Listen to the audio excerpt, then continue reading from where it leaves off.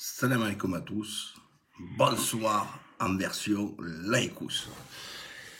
J'ai la banane parce que je pense que vous avez, comme moi, vu un peu la sortie de la nouvelle marque en Turquie. Quand je dis nouvelle, c'est la première marque de fabrication de voitures en Turquie. Ouf, yes, on en rêvait tant depuis longtemps. Ces modèles, ils sont fabuleux. Ils sont dans l'air du temps, puisque c'est 100% électrique.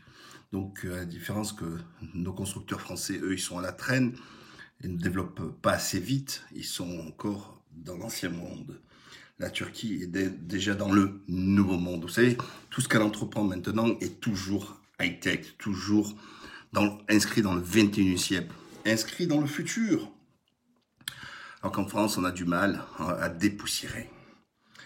Alors, je vais vous expliquer un petit peu.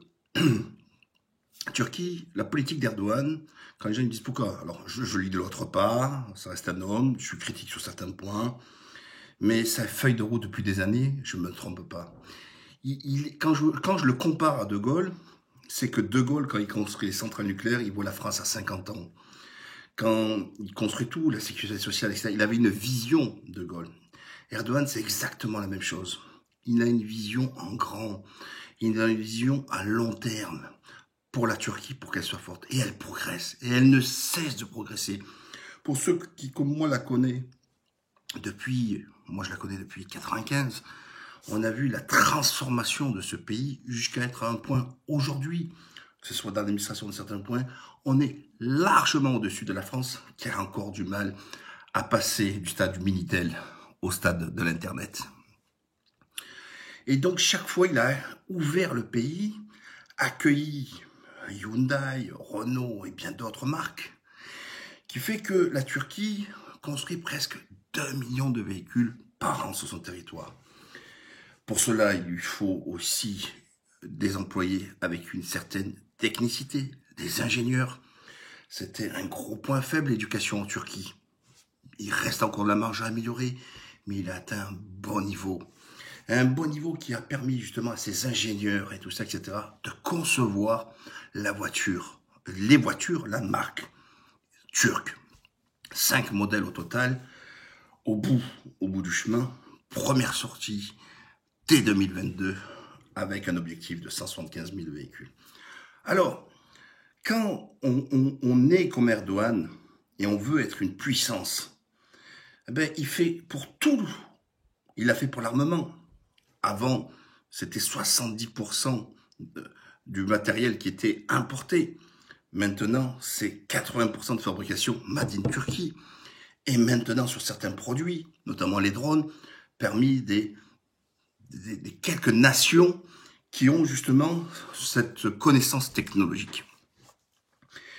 Pourquoi je vous dis tout ça? C'est que la France a perdu près de 5 millions d'emplois dans l'industrie. L'industrie, bien sûr, automobile, mais manufacturière, on voit dans le textile, etc. Quand la Turquie en a gagné déjà plus de 5 millions.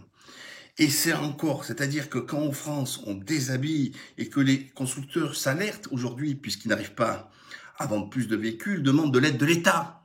L'État, aidez-nous, avec des aides financières. Vous voyez, c'est le secteur privé, alors que Renault n'a plus mis son siège en France.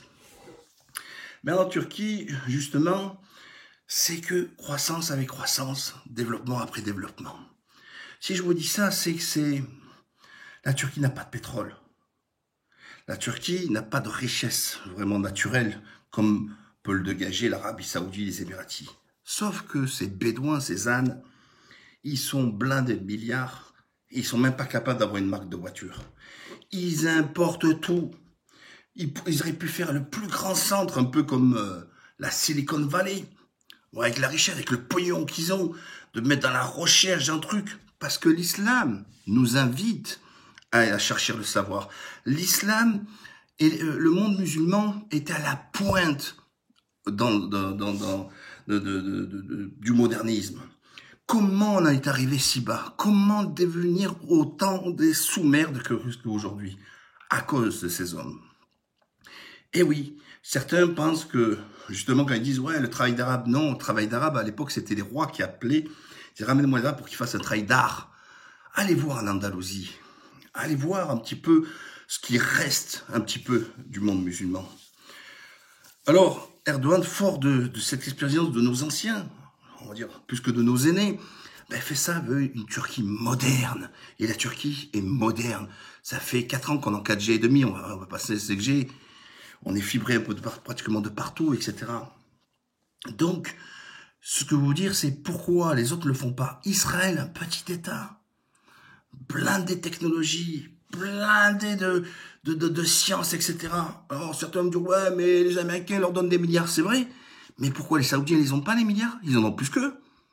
Ils en ont plus qu'eux. Mais eux, ils vont dépenser 500 milliards. Vous vous rendez compte, 500 milliards pour acheter des armes. Au lieu de chercher le savoir. Pour en faire quoi? Pour détruire le monde musulman. Pour détruire le Yémen. Pour détruire la Libye aujourd'hui. Je ne sais pas qui veulent détruire encore demain. Voilà à quoi ça sert. Les milliards des Saoudiens. Et la Turquie, c'est des bosseurs. Les autres, ils veulent être forts pour se soumettre aux Occidentaux. La Turquie va être forte pour être respectée comme un interlocuteur. Et c'est pour ça qu'on lui crache dessus. Parce qu'on veut un monde musulman comme les Saoudiens. Dépendant de l'Occident. Être le toutou de l'Occident. Or, Erdogan, non. Et là, je vous dis, faites des doigts pour lui. On me dit, machallah, ça veut dire que c'est un bienfait pour la Turquie. Parce que certains ne se rendent même pas compte, ils transforment ce pays. Enfin, je vous avais rappelé à l'époque, sur cette construction de voitures, il se donne un objectif modeste de vendre 179 000 ou 175 000 véhicules. Mais vous rigolez quoi, ils sont largement en dessous. Parce que je les connais, les Turcs d'ici. Je les connais. Ils aiment leur pays. Les produits sont magnifiques, ceux qui sont venus là. Ils vont acheter leur voiture. Parce que les Turcs sont patriotes. Et puis, le fait que la Turquie s'est ouverte dans le monde entier. Chaque fois qu'elle ouvre une Turkish Airlines, elle ouvre des parts de marché. Que ce soit en Afrique ou en Asie centrale, etc. Ils consommeront ce produit parce que c'est un produit qui est bon, parce que c'est un produit qui est moderne. Et je pense que ce sera un produit qui sera très compétitif au niveau des prix. Voilà. Longue vie à cette nouvelle compagnie. Et moi, personnellement, après, oui, vous voyez la voiture rouge, là, qui est un genre SUV, je vais voir à peu près le métrage, mais Inch'Allah, c'est sûr, je l'achèterai. Voilà, je vais être dans les premiers, je vais me démerder, mais il faut que j'ai la bagnole. Je l'achèterai, voilà. Ça me fera plaisir. Ça me fera plaisir parce que j'aurai un bon produit. Voilà, c'est pour ça que j'étais heureux, je voulais vous le dire.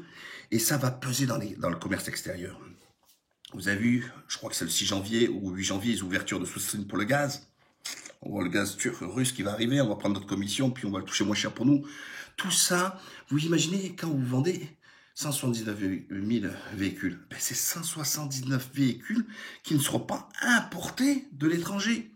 Vous imaginez sur la balance commerciale, imaginez-vous un véhicule à 30 000 euros. Qu'est-ce que ça représente en milliards?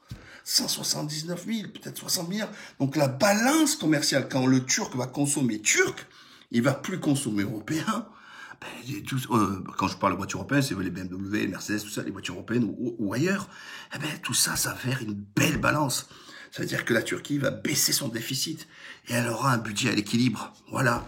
Vous voyez, ça contribue aussi au commerce sur l'exportation dans la balance commerciale. Et c'est pas fini. Il y a encore d'autres projets qui sont en train de se créer. Et j'en profite, l'occasion de faire une petite parenthèse.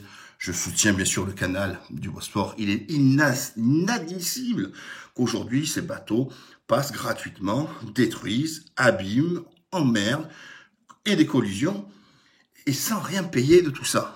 Eh ben, il est temps de faire comme le canal du Panama, qui est de payer justement cette taxe. Et ça aussi, la Turquie dominera l'air maritime puisqu'elle est au cœur entre l'Asie et l'Europe. Là, elle est en train de dominer l'aérien, puisqu'elle est à 3 heures de l'Afrique, 3 heures de l'Europe, 3 heures de l'Asie centrale.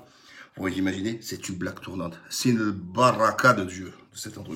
Encore faut-il, quand vous le donnez ça au GAPLE, c'est-à-dire aux gauchos du pays, ils en font, vous donnez de l'or, ils transforment en bronze. Ben là, Erdogan a récupéré le prix en bronze pour faire un pays en or. Masha'Allah.